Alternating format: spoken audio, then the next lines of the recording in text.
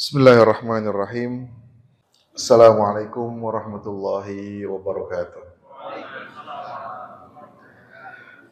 Alhamdulillah wassalatu wassalamu ala Rasulillah wa ala alihi wa ashabihi wa mawalah.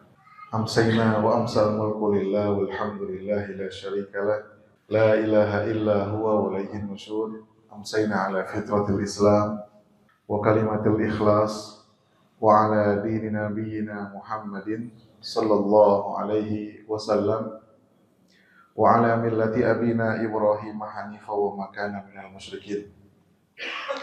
Jamaah salat maghrib dan isya yang dimuliakan Allah, alhamdulillah pada malam hari ini Allah Subhanahu wa taala masih berkenan mencurahkan nikmat dan karunia kepada kita semua, sehingga kita dapat melaksanakan sholat maghrib ya sambil menunggu isya dengan kondisi sehat walafiat.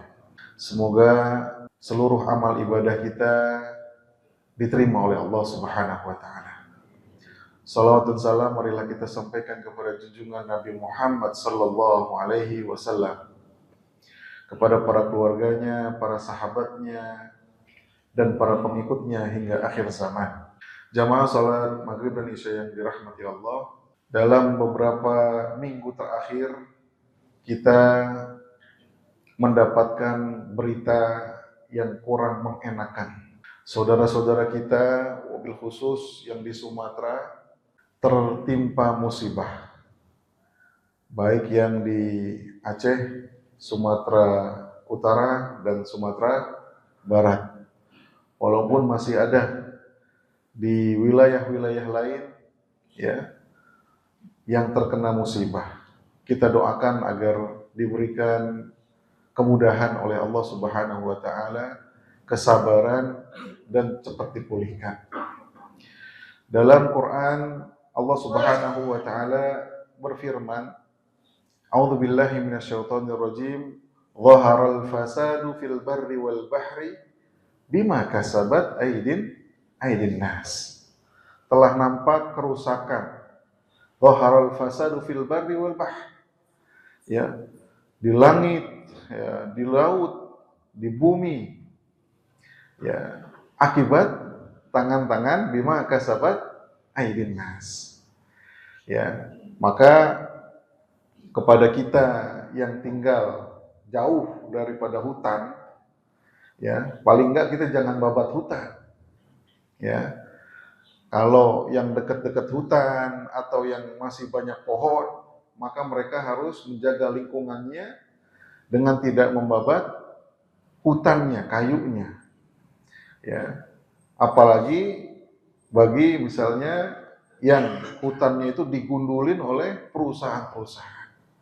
Nah, kita yang di sini ya oleh Allah Subhanahu wa taala dijadikan khalifah untuk memelihara bumi. Ya. Banyak dalil yang menunjukkan tentang kita itu diamanahkan ya bumi ini ya untuk dipelihara. Maka Rasulullah SAW dari berbagai hadisnya mengatakan, kalau saja ya kiamat kurang 2 hari, katanya begitu ya.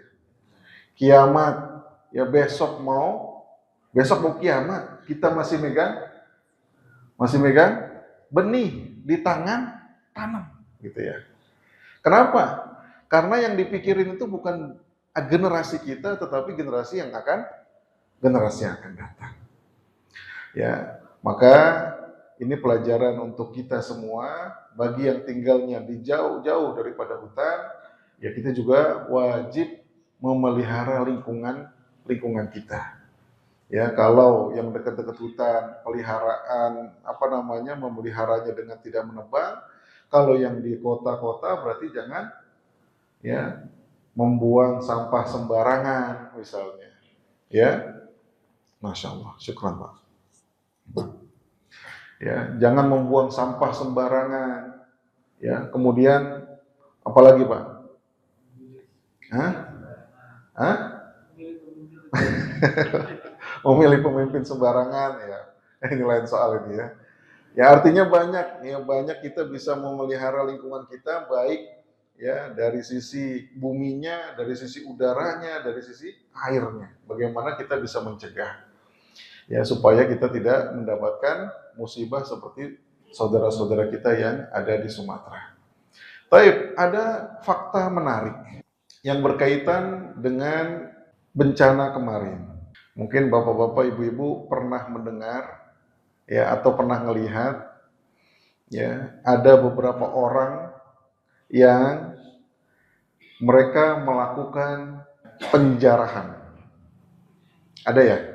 Saat bencana ada beberapa orang yang melakukan penjarahan di wilayah bencana.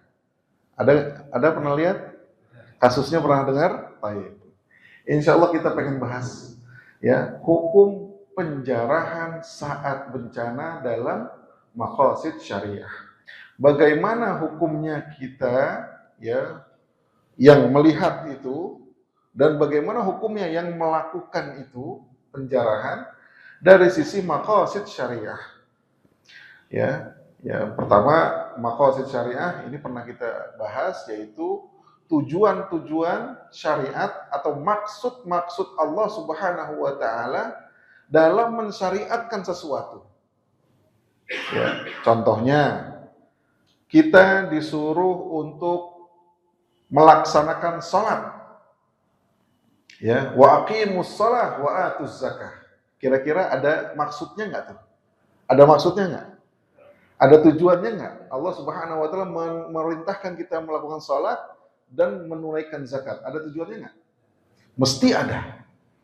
Dalam Al-Qur'an ada ya, innas salata tanha 'anil fahsya'i wal munkar. Tapi ada Ustaz orang sholat tapi maksiat mulu. Nah, ini berarti sholatnya belum benar, harus dilempengin nih. Ya, harus ya lebih khusyuk lagi.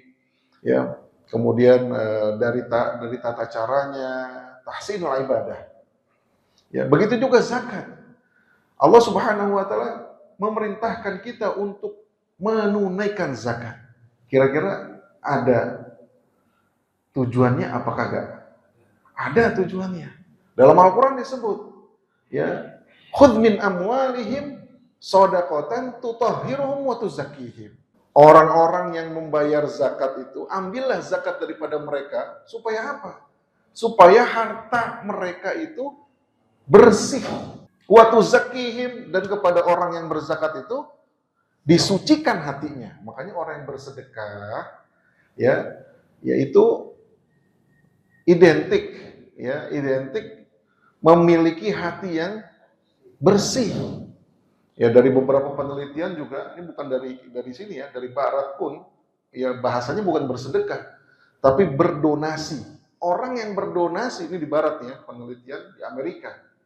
Orang yang berdonasi dengan orang yang tidak berdonasi, ya setelah 5 tahun kemudian ternyata kekayaannya itu bertambahnya lebih banyak daripada orang yang berdonasi. Coba, kenapa orang yang berdonasi kok bisa lebih banyak hartanya daripada orang yang nggak berdonasi? Ini dari sisi ya barat. Ternyata ketika dalam riset itu disebutkan orang yang berdonasi itu ya memiliki kebersihan hati, satu. Yang kedua, orang percaya dengan dia karena dia baik. Sehingga ketika dia mau berinteraksi, ketika dia mau berbisnis, ketika dia mau bekerja sama, si fulan orangnya baik. Kira-kira dipilih yang A atau yang B?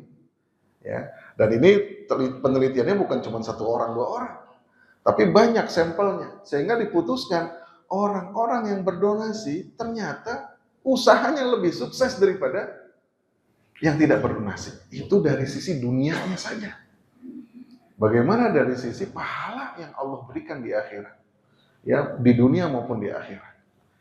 Itu tujuan berzakat. Ya. Kemudian apalagi rukun Islam, salat, zakat, puasa. Baik, puasa ada tujuannya enggak? Ada tujuannya? Apa tujuannya? Kalau dalam Al-Qur'an la'allakum tattaqun misalnya. Ya, supaya kalian menjadi orang yang bertakwa. Kalau dari sisi yang lain ada enggak? berpuasa itu? Dari sisi kedokteran misalnya ya. Oh, kesehatan lah ya, kesehatan. Wah, ini mah luar biasa, terapi nih. Disuruh puasa nih, bahkan orang banyak-banyak puasa. Nah, begitu juga ya, ketika Allah Subhanahu wa taala mensyariatkan sesuatu yang dilarang atau tidak mensyariatkan hal yang tersebut, misalnya mencuri. Kenapa Allah melarang mencuri? Kenapa Allah melarang mencuri? Mesti ada tujuannya.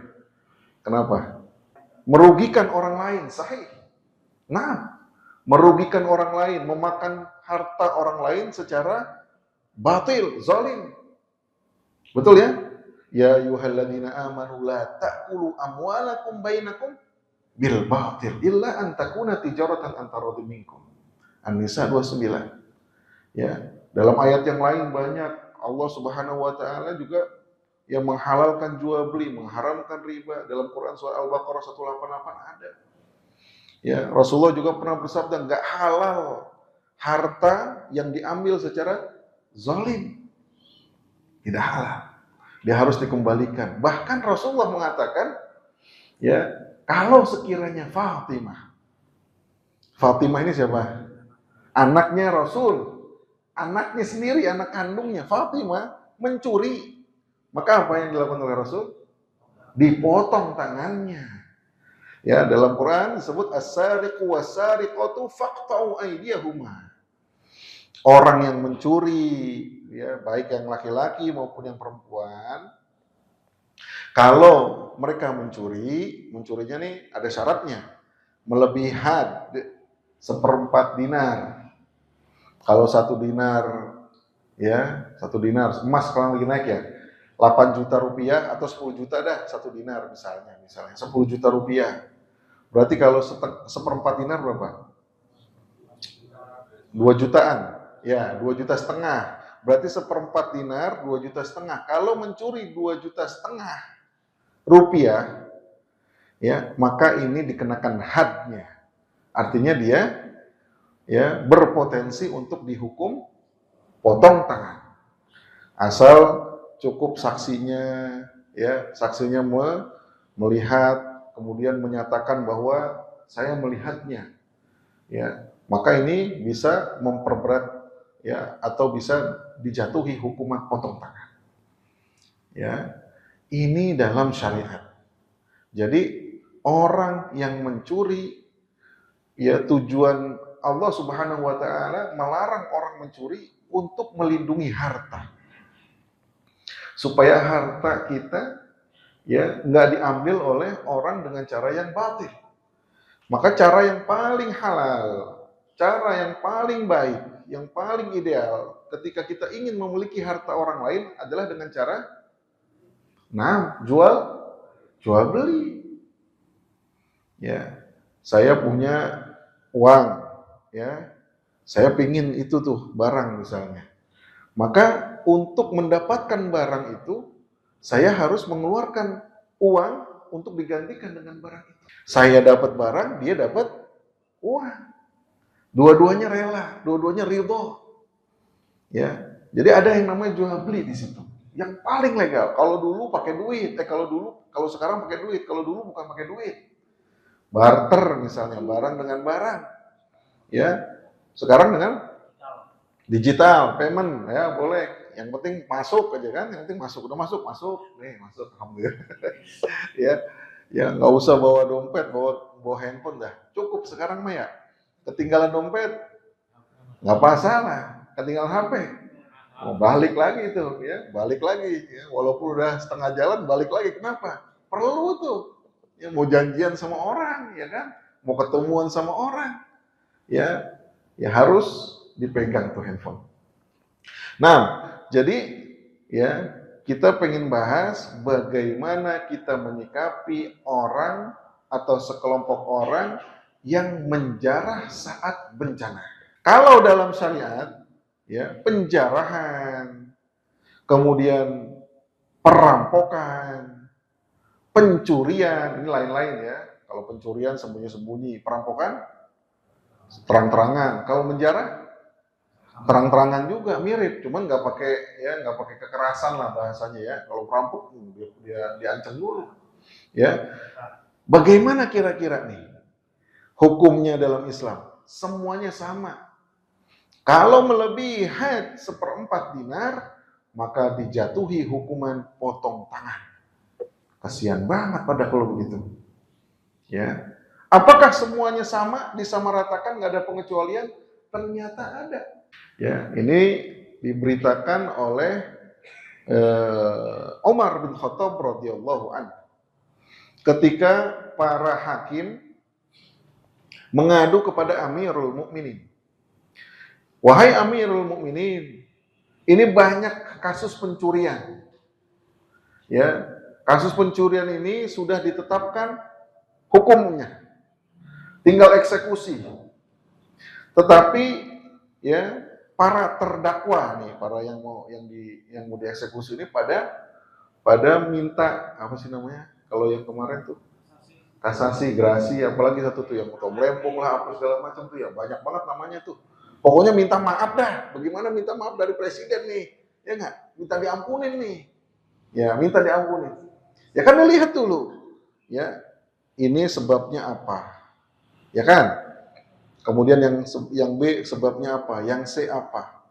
Maka di situ Umar bin Khattab tidak menyamaratakan ya orang-orang yang mencuri tadi. Ada yang mengajukan yang pertama misalnya karena kebutuhan daruriyah. Kebutuhan pokok sahih. Kalau kebutuhan pokok dia tidak bisa memenuhi kebutuhannya, maka dilepaskan daripada hukuman tersebut. Jadi memang haram mencuri, tapi kalau untuk ya memenuhi kebutuhan harian, kebutuhan benar-benar kebutuhan makan dia, kalau dia nggak makan dia bisa ya masalah mudorot sehingga menyebabkan kematian, maka boleh boleh dia dilepaskan. Kan sebelumnya ya kita mungkin pernah mendengar kisah tentang Umar bin Khattab yang setiap malam itu kerjaannya adalah belusukan. Ini udah ada nih. Ya, belusukan zaman Rasul itu udah ada. Ya, tetapi belusukannya nggak pakai ajudan, nggak pakai kamera gitu ya. Nggak. Ya, jadi benar-benar dia jalan, kemudian dilihat rumah-rumah yang masih hidup lampunya ketika malam hari. Ya, dalam satu hari pernah Umar bin Khattab mendekati rumah. Ya, di rumah tersebut anaknya nangis. Anak nangis panjang hari. Ya, kemudian dilewatin, kemudian muter, balik lagi, nangis, masih nangis. Masya Allah. Kemudian akhirnya didengerin, ya dari luar. Yang didengerin ini adalah kalimat umpatan-umpatan kepada pemimpin. Pemimpinnya enak benar, ya fasilitas mewah misalnya. Ya, rakyatnya sengsara, mau makan susah. Ya, termasuk nih anak saya nih dari tadi nangis, kemudian dia ketiduran, nangis lagi bangun, padahal ibunya lagi masak, ya lagi ngerebus sesuatu, ya ngelebus sesuatu, tapi nggak matang-matang. Apa itu yang direbus? Batu, nggak ada makanan, memang yang diambil, nggak ada makanan yang mau dicemplungin di situ. Makanya dikatakan oleh Umar bin Khattab, saya bertanggung jawab kalau begini. Ya, maka Umar bin Khattab mengatakan kepada ajudannya, ambil, siapin makanan, siapin sembako, biar saya ambil sendiri. Ini udah ada nih, gotong karung dari dulu udah ada.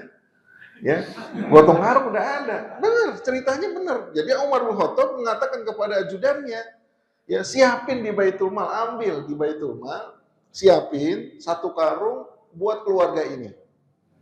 Biar saya ngambil ya Amirul Mukminin. Jangan, saya ngambil. Ente siapin aja, bukain ya. Saya ngambil, saya gotongin dari Baitul Mal ke rumah ya ummahat tadi, ibu-ibu tadi. Ya. Kemudian ya didatang Amirul Mukminin, kemudian diberikan kepada ibu-ibu tadi sambil dibantu ya, dituangin segala macam sehingga jadi makanan. Kemudian ditinggalkan. Siapa dia? Amirul Mukminin Umar bin Khattab. Ajudan yang mengatakan kepada ibu-ibu tadi. Ya, jadi sudah ada. Ya. Dalam kasus yang lain misalnya Umar bin Khattab juga pernah ya mendapatkan mantu ya. Umar bin Khattab mendapatkan mantu dari ya warga biasa ya. Ketika Umar keliling ya, kemudian didapati ada rumah yang masih menyala, kemudian dia sedang ibu dan anak perempuannya sedang apa namanya mencampur susu ya, mencampur susu ya, atau dia sudah memerah susu kemudian mungkin ya dituangin 1 liter 1 liter untuk dijual besok. Kemudian apa yang dilakukan oleh ibunya? Nak, campur dengan air. Campur susu itu dengan air. Supaya apa tuh? Supaya banyak untungnya. Supaya banyak untungnya. Tapi apa yang dikatakan oleh anaknya? Anaknya bilang apa? Saya nggak mau ya Umi, saya takut. Nggak ada yang lihat, Allah yang lihat. Umar bin Khattab mendengar ucapan anaknya. Sehingga anaknya Umar bin Khattab sendiri namanya Abdullah bin Umar bin Khattab radhiyallahu anhuma. Abdullah dinikahi oleh anak yang perempuan yang tadi. Jadi memang ya kisah Umar bin Khattab ketika itu memang banyak sekali permasalahan-permasalahan di masyarakat. Ya, kita tahu zaman Umar bin Khattab itu memang banyak pendapatan, juga banyak pengeluaran. Baitul Mal itu diadministrasikan atau dikelola dengan baik itu mulai zamannya Umar bin Khattab. Baitul Mal dulunya cuman penampung ya zakat, infak, sedekah. Kemudian setelah Abu Bakar As-Siddiq, Umar bin Khattab memerintah, sudah mulai Islam itu menyebar ya keluar jazirah Arab. Ya, kita bisa baca di Tarikhul Islam ya banyak sekali pendapatan-pendapatan yang diterima oleh Umar. Bukan cuma zakat, infak, sedekah saja, tapi mulai dari jizyah, fa'i, kharaj, ausr yang kemarin kita bahas ya, pajak. Pajak tapi bukan dari muslim, tapi dari non muslim. Banyak didapatkan kepada negara, tetapi pengeluarannya juga banyak. Kenapa? Karena ketika itu Umar bin Khattab membangun infrastruktur, jalan dibangun. Kemudian orang-orang yang berperang, askar atau tentara sudah mulai digaji. Ya, dulu zaman Rasulullah nggak ada gaji-gaji. Ya, zaman Rasulullah yang ikut berperang dia dapat ghanimah, dibagikan langsung kepada mereka. Tapi ketika giliran zaman Umar nggak bisa. Orang mau berperang dikepelin dulu duit nih bakal keluarganya, baru dia santai itu, ya, baru bisa berangkat. Begitu juga kepada ASN kalau dulu ya, kalau di sono namanya kaki tangan kerajaan, ya, atau pegawai-pegawai pemerintah digaji, ya. Maka Umar bin Khattab mengatakan satu, ya, dengan dana yang ada, ya, jangan sampai dikorupsi. Sekiranya misalnya ada jalanan di Basrah itu di Irak. Bayangin jauh banget mau Umar bin Khattab di Madinah, ini di Irak. Ya, sekiranya ada keledai, kepleset di Basrah, ya, maka saya juga akan dimintakan pertanggungjawabannya oleh Allah Subhanahu wa taala. Bayangin itu. Binatang. Bukan orang ya, kalau orang masih mending dah. Ini binatang kepleset, saya dimintain pertanggung. Artinya sampai waroknya Umar bin Khattab kepada Allah Subhanahu wa taala. Ya, jadi banyak pendapatan, banyak juga pengeluaran dan juga masih banyak yang belum terjangkau, masih banyak kemiskinan. Maka di daerah-daerah tertentu banyak yang tidak mempunyai pekerjaan, yang kesulitan sehingga mencuri.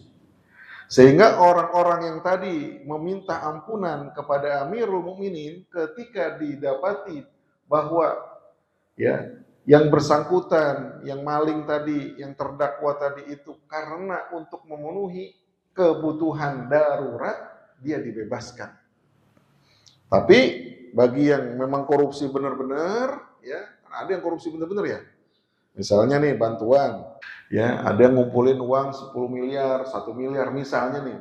Kita bukan ngomongin orang ya, misalnya bukan di Indonesia dah, misalnya ya. Tapi misalnya ketika ya laporannya nggak transparan nih. Laporan nggak transparan, kemudian setengahnya kemana nih setengahnya? Bansos hilang. Bansos ya, bansos hilang. Ya ternyata dikusut oleh ya Hisbah KPK misalnya. Kena dah tuh. Nah, yang begini mencuri untuk memperkaya diri dan anggota kelompoknya. Yang begini tetap ya dihukum. Tetapi sekali lagi, walaupun Umar mempunyai hujah, ya, tetapi masih banyak yang memusuhi Umar bin Khattab. Yang mengatakan wa man lam yahkum bima anzalallah faulaika humul kafirun. Siapa yang bertahkim, yang berhukum dengan hukum selain hukumnya Allah Subhanahu wa taala, maka dia orang kafir. Makanya banyak musuhnya, ya, terutama kepada orang-orang yang kita sebut dengan khawarij, ya, orang-orang yang berpemahaman pendek, ya, tekstual sekali, memahami agama hanya dengan teks saja, tidak dengan al-waqi' atau dengan kondisi yang terjadi saat tersebut. Nah, jadi yang pertama, hukum menjarah itu adalah haram. Yang kedua, ketika dilakukan dalam kondisi darurat menjadi halal apa boleh? Boleh, jangan halal, ntar repot. Jangan halal. Misalnya disebut al-khamr walahmul khinzir. Ya haram tuh, ya kan? Maitah itu bangkai. Khamr, ya, lahmul khinzir apa tuh? Daging babi. Haram nih semua nih. Tapi kalau lagi keselak, nggak ada makanan lain kecuali misalnya minuman anggur, gimana kita minum? Ini anggur nih, alkohol nih. Keselak udah nih. Keselak. Ya, bagaimana dah? Boleh nggak? Boleh nggak kita gelegak dikit nih? Tegelak dikit. Nggak ada yang lain. Nggak ada yang lain. Boleh, nggak ada yang lain daripada mati. Boleh. Abis itu enak juga. Nih mau lagi dah. Yang kedua nggak boleh. Yang kedua kagak boleh. Kenapa? Yang lain itu urusannya.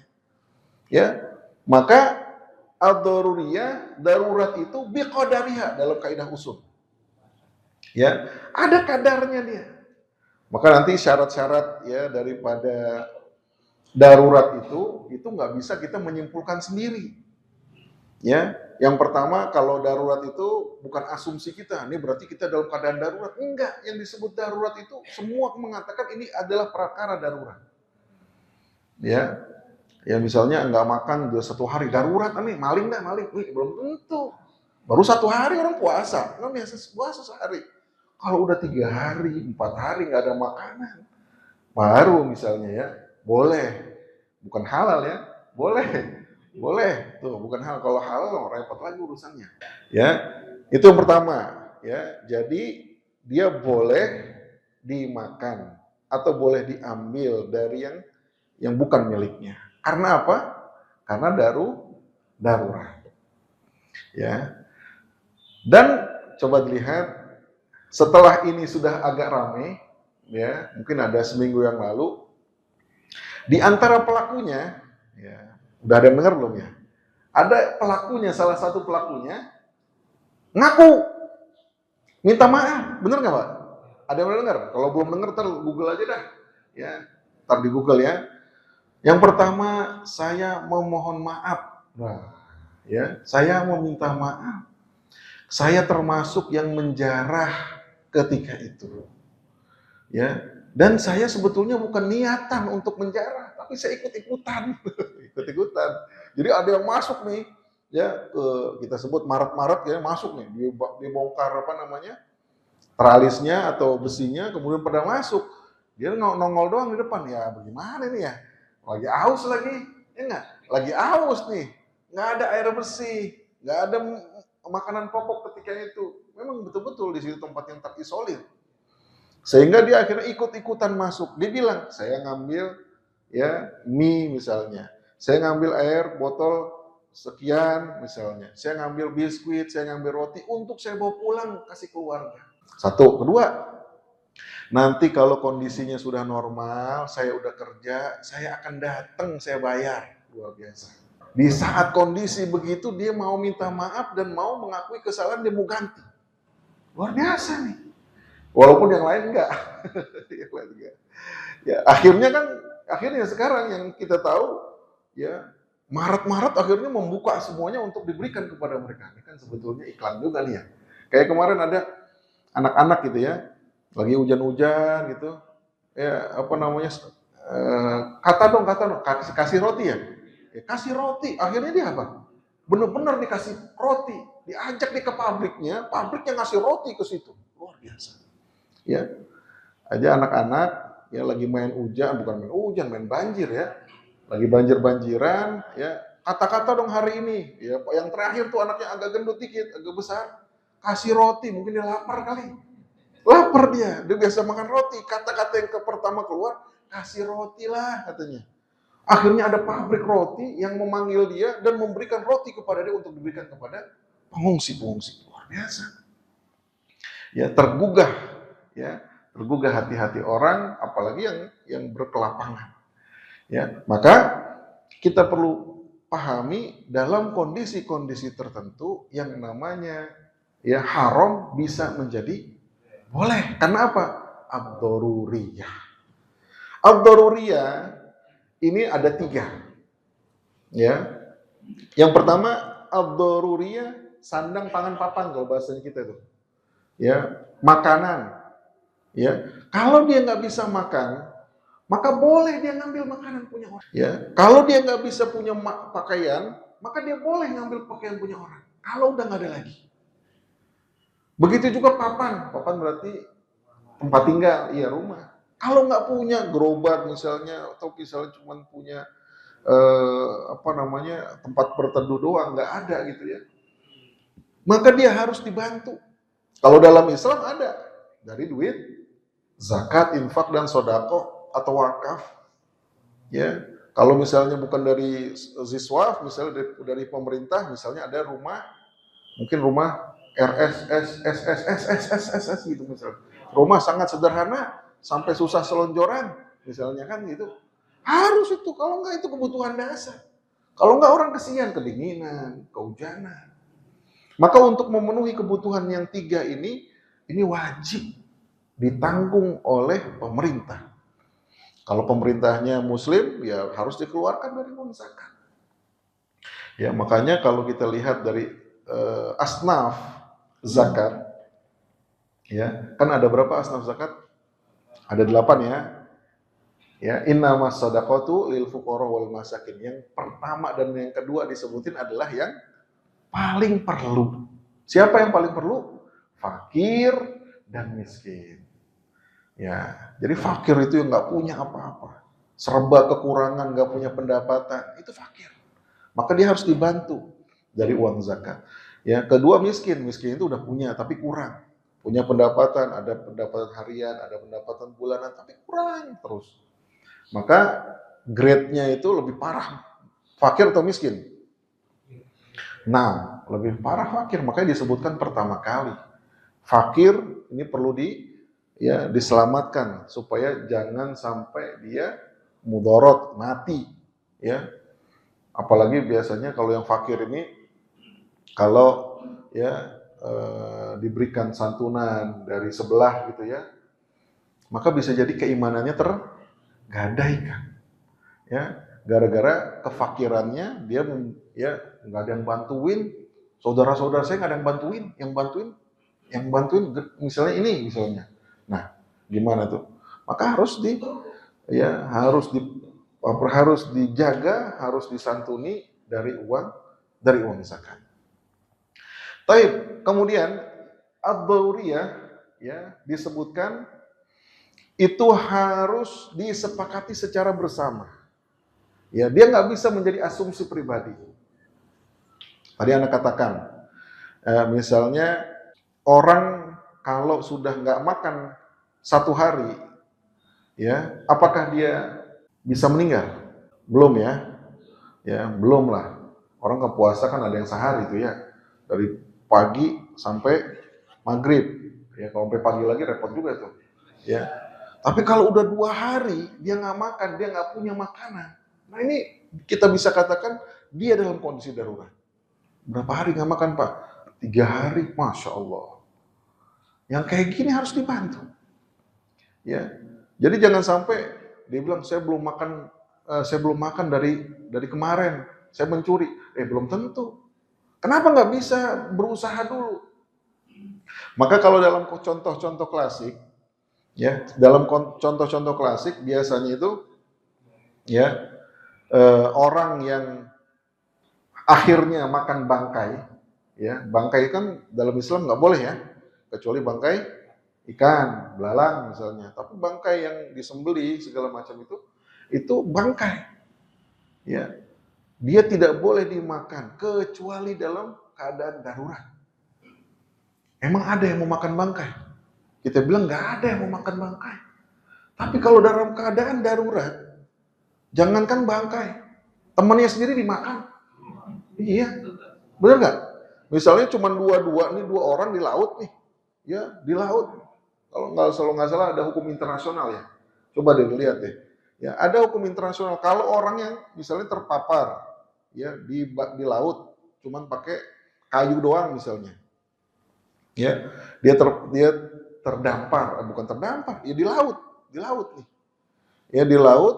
Kemudian dia cuman ada kayu, ya dia cuman bisa nunggu pertolongan. 1 hari kekeringan, 2 hari nggak makan, 3 hari. Ya, bagaimana kira-kira? Udah mikir belum yang satu? Yang satu udah mikir belum yang satu? Mikir apa? Gue makan lu ya. Kan begitu. Bener. Pak, ini kita nggak ngomong sekarang nih. Kalau ngomongnya ada orang ya, misalnya yang bener-bener ya kena musibah, misalnya dia di dalam apa namanya di kapal itu, misalnya kebakaran di tengah laut, misalnya, yang lain-lain pada tenggelam, dia alhamdulillah dapat kayu, dia berdua nih, alhamdulillah selamat. Tapi belum bisa ditemukan karena goyang jauh. Nah 1 hari di kelaparan, 2 hari ya nggak ada minuman lagi, bagaimana nih? 3 hari gimana nih? Iya paling pikir gue makan loh, kan gitu. Kalau di dalam hukum internasional kalau nggak salah yang saya tahu nggak apa-apa itu hukumannya. Boleh nggak? Ya sepertinya bukan. Ya ini maksudnya maksudnya kalau udah mati kali baru dimakan, kalau masih hidup dimakan serem juga.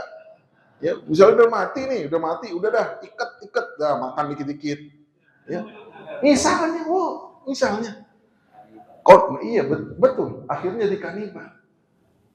Contoh yang kemarin, yang di Aceh, ini kan berita juga sampai ke kita, ketika air sudah sampai ya lutut dewasa, kemudian sampai atas pinggang, ada lapas. Nah, ini mungkin pada tahu juga ya. Lapas, kemudian dibuka ke lapasnya. Dibuka. Penjara tuh dibuka. Suruh, ayo pergi. Nggak diborgol. Kalau diborgol dia nggak bisa kemana-mana. Betul nggak? Disuruh pergi, Pak. Wah, kalau begitu nih musibah apa rezeki nih kalau kata orang-orang yang lapas nih. Rezeki kali dia kagak balik lagi dia itu. Udah keluar dia jauh-jauh. Tapi di situ ada kemanusiaan. Kalau dia nggak buka, misalnya kan ada lapas, ada penjaganya, petugasnya bilang, nah air naik nih. Dia nelfon ke Jakarta, lepas kan? Karena apa? Mobilnya kalau mau dimasukin mobil kagak muat, mobilnya juga ke bawah anyut misalnya. Jadi gimana? Lepasin. Sampai sekarang kelepas nggak? Kelepas, dilepas. Ya, nanti kalau udah normal, baru nanti dipanggil lagi. Kalau mau dipanggil. Kalau mau dipanggil, lah orang udah lepas, udah kepada tahu dia tuh. Kalau bisa keluar negeri dia tuh, Bang. Iya kagak mau lagi dia. Ya, coba. Tapi begitu, artinya di situ ada sisi kemanusiaan, betul ya. Kalau nggak dibuka, dia kecelem tuh, mati. Udah semuanya mati, terkambang tuh di dalam, udah kayak akuarium, udah lihat, ya mati semua. Udah kayak akuarium, betul nggak, Bang? Tapi ketika itu dilepas, bayangin, coba lihat berita, artinya walaupun ada kesalahan, tapi kesalahannya itu tidak melebihi daripada sisi kemanusiaan tadi. Daripada dia diterusin, ya, kemudian nggak diselamatin, nggak ada solusi, biarin dah pada sama-sama kita menyelamatkan diri. Ya, yang apa namanya kepala lapasnya, petugas lapasnya punya keluarga. Saya juga pengen yang selamat ini ya. yang lain juga pengen selamat, udah masing-masing dah kalau gitu. Ya, jadi dalam kondisi-kondisi tertentu, ad-daruriyah itu bisa menjadi solusi. Dalam Islam dibolehin, mayat, bangkai boleh dimakan. Ya, habis dimakan tadi ya, soto di laut nih, makan punya temannya, makan. Tapi giliran nanti ketemu, misalnya daratan, atau ditemuin dari pesawat kapal yang gede, kemudian diambil, enak juga kemarin mayat, makan lagi mayat. Nggak bisa, lain urusannya. Nggak bisa. Enak rasanya, kalian belum pernah rasain begini rasanya. Sekali-sekali pengen nyari di mana gitu ya. Wah, nggak boleh. Gurih, wah gurih. Nggak boleh. Jadi haram dia. Ya, karena hanya pada saat-saat itu saja. Ya, kita nggak bisa ngebayangin sekarang. Tapi dalam kondisi-kondisi tertentu bisa kita membayangkan. Contohnya ya, yang paling dekat dengan kita, ada yang suka mukhayyam atau apa namanya itu, berkemah ke atas gunung, naik trekking, suka ya, camping. Tapi ini yang naik gunungnya nih, naik gunung ke atas, kemudian dia apa tuh, trekking ya, kemudian dia bikin tenda, kemudian satu malam, besoknya turun misalnya. Ya, kadang-kadang ada yang mulus, alhamdulillah. Pergi 10 orang, pulang 10 orang, selamat. Ada yang ketinggalan. Ada nggak? Ada yang ketinggalan. Ada yang bengek. Ya, sampai atas, nyik. Ya, udah susah dah nih. Ada. Pendinginan. Ada yang nggak bisa sampai atas. Gimana? Harus ada yang nemenin. Ya, ada misalnya udah yang di atas, misalnya lagi foto-foto, dia malah masuk jurang misalnya. Ada nggak kayak gitu kasus? Ada. Ketika itu yang diharapin dia masuk jurang nih. Gimana nih? Ya tali-tali pramuka. Yang ada mah putus. Ya harus tali yang tebel. Harus ada peralatan. Sehingga misalnya yang satu lagi turun, ya yang kuat badannya, dia turun lebih cepat meminta bantuan.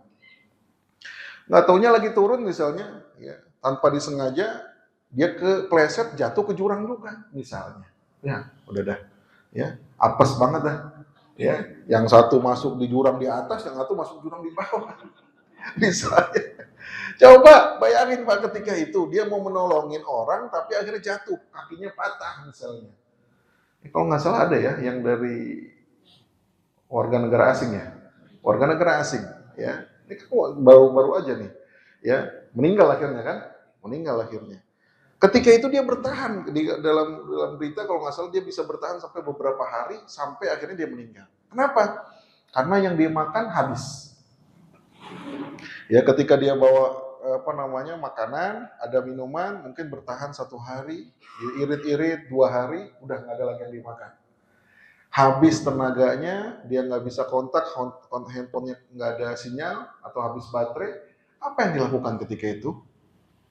Hanya menunggu pertolongan. Kalau misalnya dari hari ketiga, hari keempat dia udah nggak punya tenaga lagi, kemudian dia lihat, nah ada nih, ya yang haram-haram nih, ya dimakan misalnya, bangkai burung misalnya, siapa yang mau makan bangkai burung? Tapi ketika itu dia kalau nggak makan, nggak ada tenaga sama sekali. Akhirnya dia makan tuh, dipretelin dikit-dikit, dimakan. Wah, enak juga.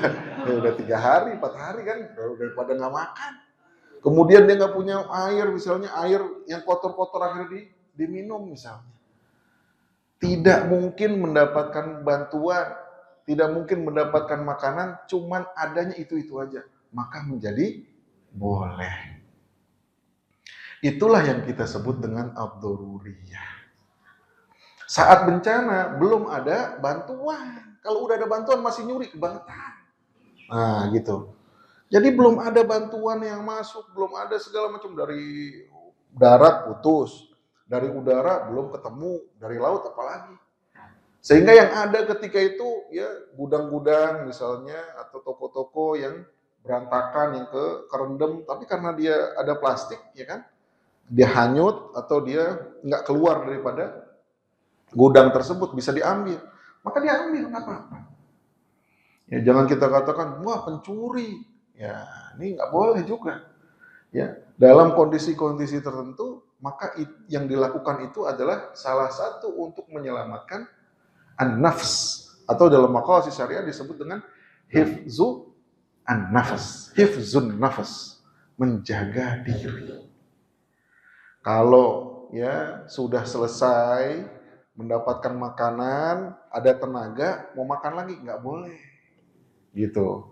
Cari dulu, ya cari dulu. Misalnya nih, udah ada stoknya nih, ya untuk mengambil tadi yang sesuatu yang haram itu nggak boleh banyak-banyak. Jadi hanya berdasarkan biqadariha tadi, kadarnya seapa sampai kita kuat cukup untuk makan, sampai kita makannya itu cukup untuk menggerakkan tubuh, mencari lagi yang halal. Itu dia cukup. Kadang-kadang beda nih, ya kan? Ngambilnya banyak banget.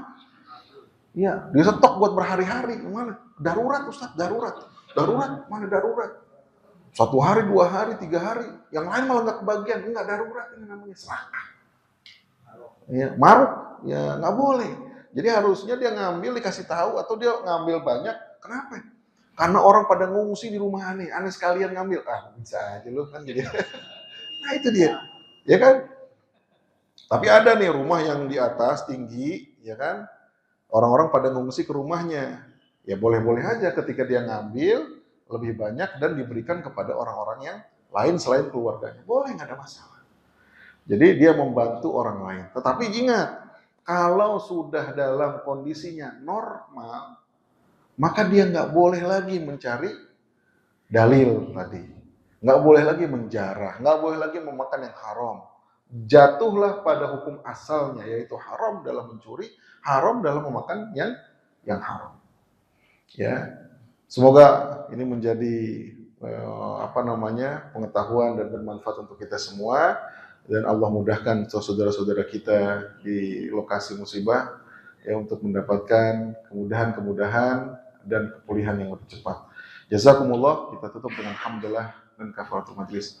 Alhamdulillahirabbil alamin. Subhanakallahumma wa bihamdika asyhadu an la ilaha illa anta astaghfiruka wa atubu ilaik. Jazakumullah ala husni ihtimamikum. Assalamualaikum warahmatullahi wabarakatuh.